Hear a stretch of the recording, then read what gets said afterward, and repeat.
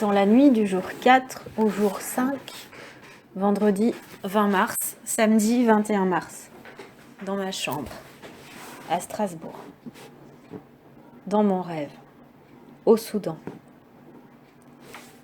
Je voyage à vélo, chargé à bloc de sacoches et d'enthousiasme. J'ai déjà parcouru toute la distance depuis un port de la mer Méditerranée. J'ai longé la mer Rouge. J'arrive au Soudan pour rendre visite à une amie. Elle vit là avec son compagnon, sa fille et leur bébé. Ils partagent tous les quatre une même grande chambre, mais il y a des lits supplémentaires, 2 lits superposés. Il y a aussi 3 jeunes garçons, des copains de la fille. Ils sont tous âgés d'une dizaine d'années. Ils s'amusent joyeusement. Alors que partout je ne faisais que passer, je ressens ici l'envie de me reposer, d'explorer, de demeurer longtemps.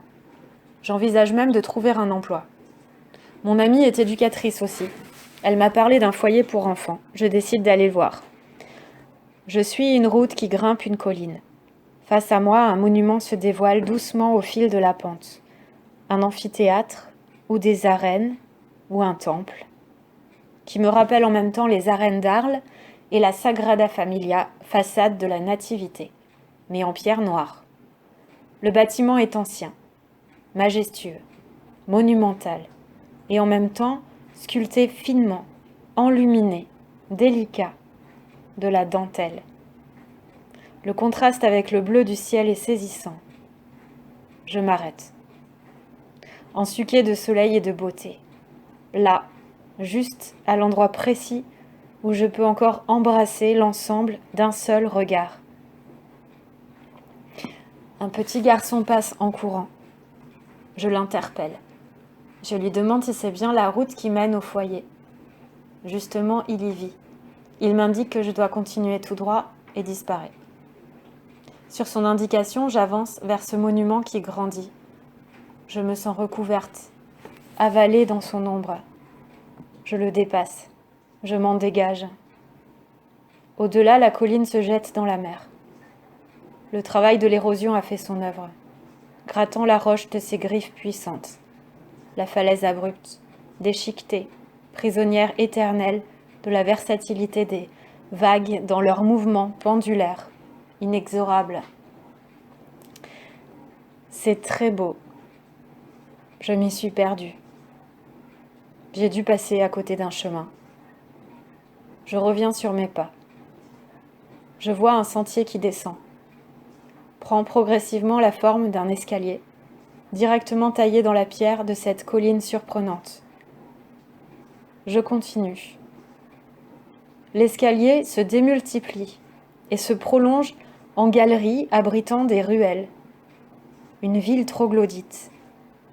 Il y a du monde qui marche, qui discute, des vêtements colorés, beaucoup de femmes. 2 d'entre elles s'approchent d'une porte. Forte intuition. Ce doit être la porte du foyer. Je pourrais parier qu'elles sont éducatrices. On se reconnaît à force. Je les aborde, c'est bien ça. Elles m'invitent à entrer. Je m'installe. Nous discutons. Je suis distraite par les sons et les couleurs qui viennent de la rue. J'observe par une ouverture.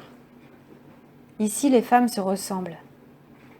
Elles ont mon allure. Même type méditerranéen, cheveux bouclés, juste la peau plus sombre. Je n'écoute plus la discussion. Mon esprit suit mon regard. Je m'enfonce dans les détails. Je me confonds à la foule. Un sentiment s'installe progressivement. Il prend naissance dans l'étonnement, la stupeur. Un courant d'air froid me saisit l'estomac, me coupe le souffle. Une chaleur émane de ma poitrine et se diffuse. Mon cœur ralentit son rythme. Je respire. Je suis assise là. Je suis rassemblée. L'énergie afflue de cette terre et me nourrit. Je suis chez moi. J'ai retrouvé mes racines. Au Soudan. Et alors je me réveille et depuis je me demande encore pourquoi. Pourquoi le Soudan ? Peut-être que, comme dirait Alain Souchon, Rêver, c'est déjà ça. J'espère que durant mon confinement, mon subconscient m'aura programmé d'autres voyages.